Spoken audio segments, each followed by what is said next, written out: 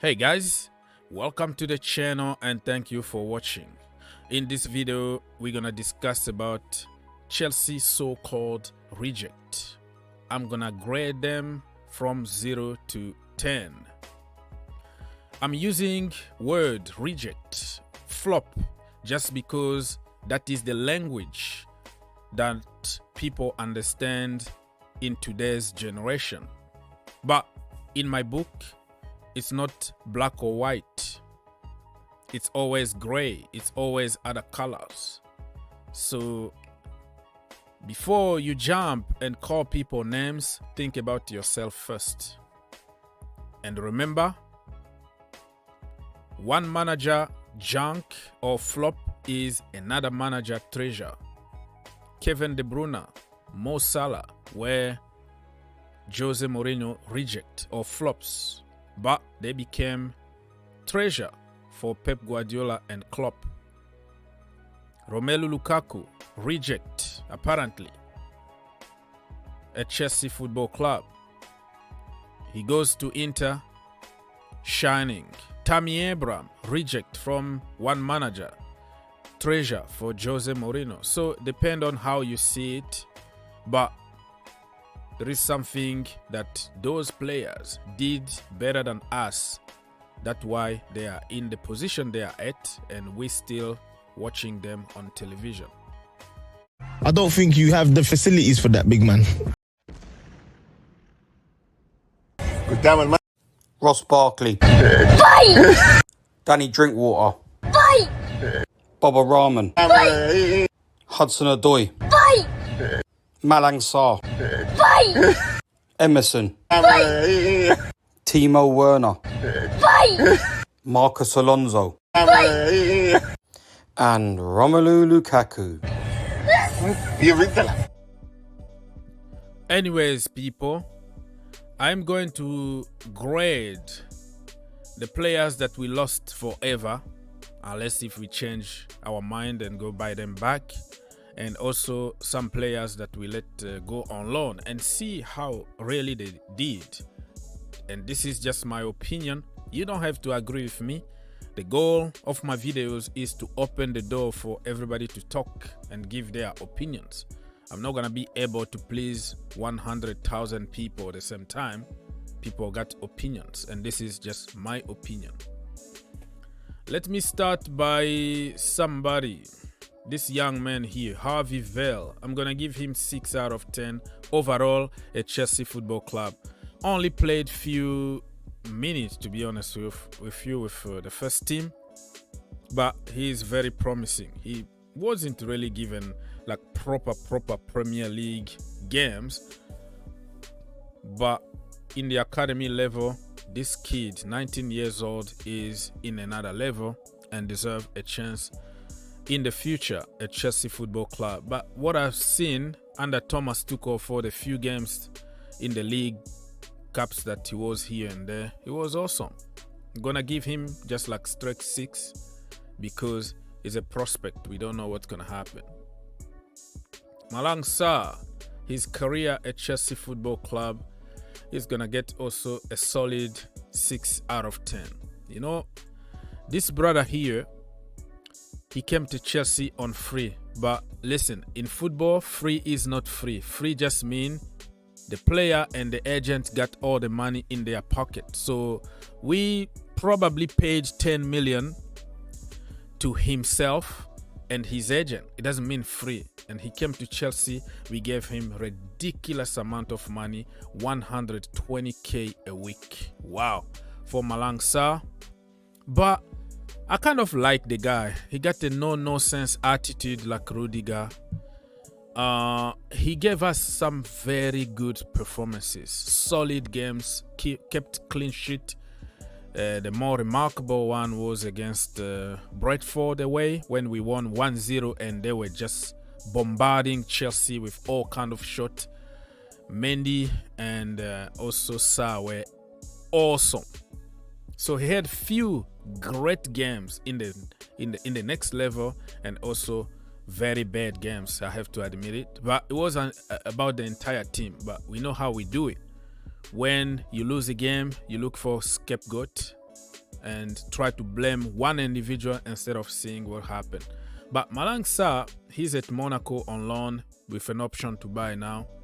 For me, if he had more games, like back to back, he's a very good squad player that could become one day the first team player, because you learn 22, 23 or 21, I don't know how old he was when he joined Chelsea Football Club. You can still learn and improve. For a defender, you learn forever.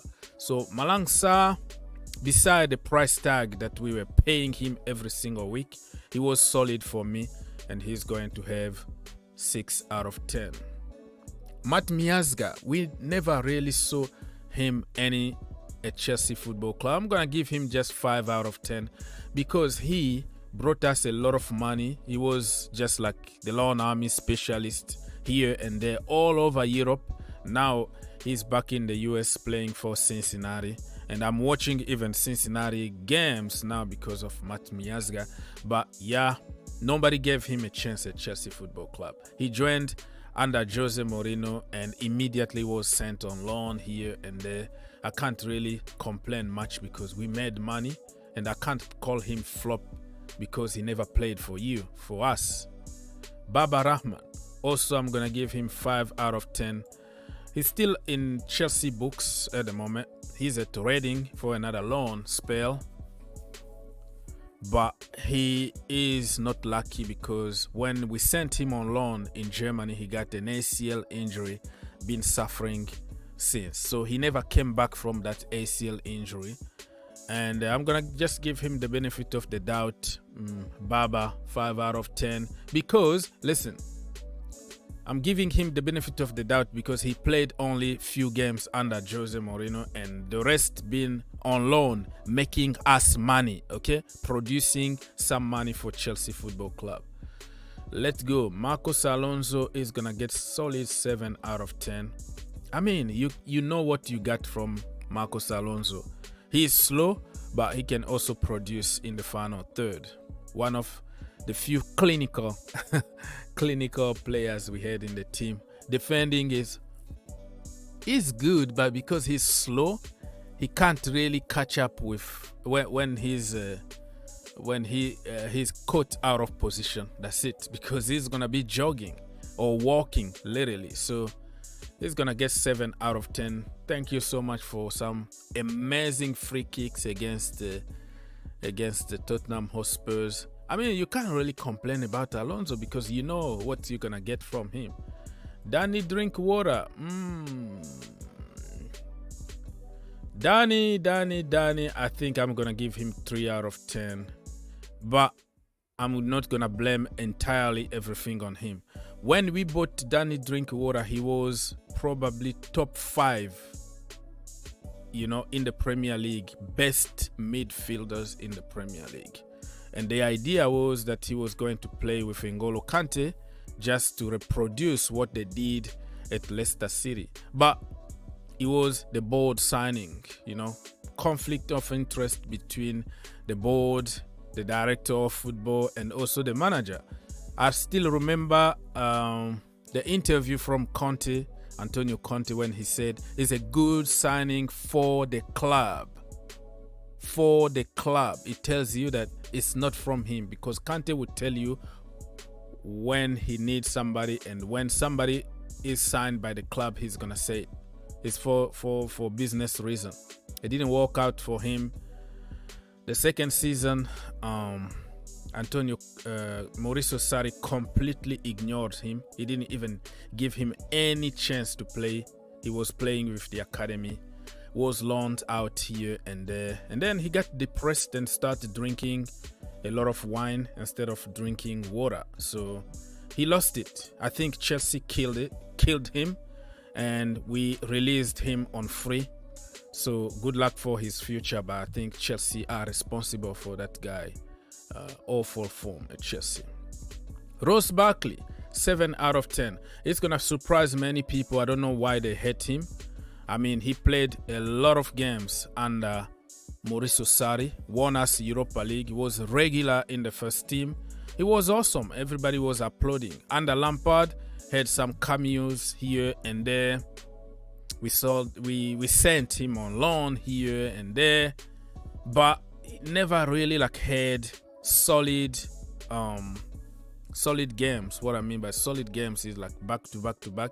He never like built any momentum at Chelsea Football Club because they don't trust him, or probably he doesn't fit the system, or probably there is a mindset about Ross Barkley. But he's my boy. I've been defending this boy until the last day when he left Chelsea Football Club.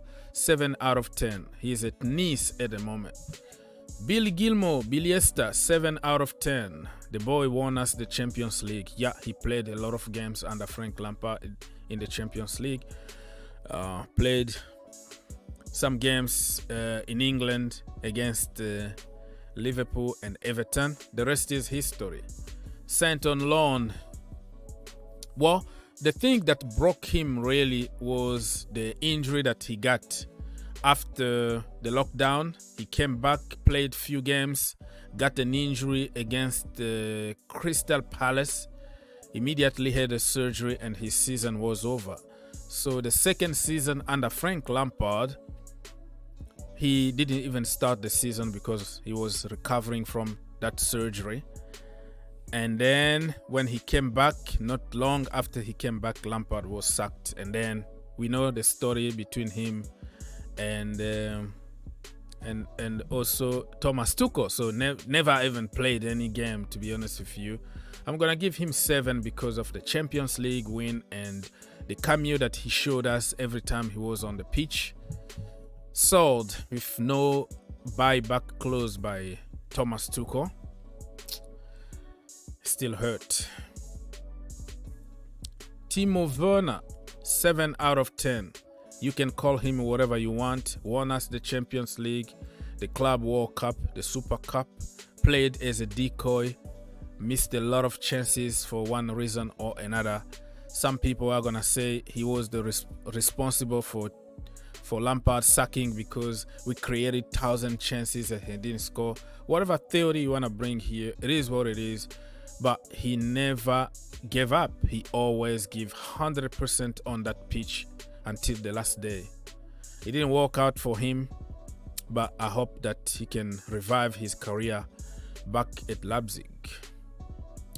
2 loans that we're going to discuss here. Callum Hudson-Odoi, 6 out of 10 so far in his career at Chelsea Football Club, in my opinion. Struggled with a lot of bad injuries. Career-ending kind of injury that he got, Achilles injury.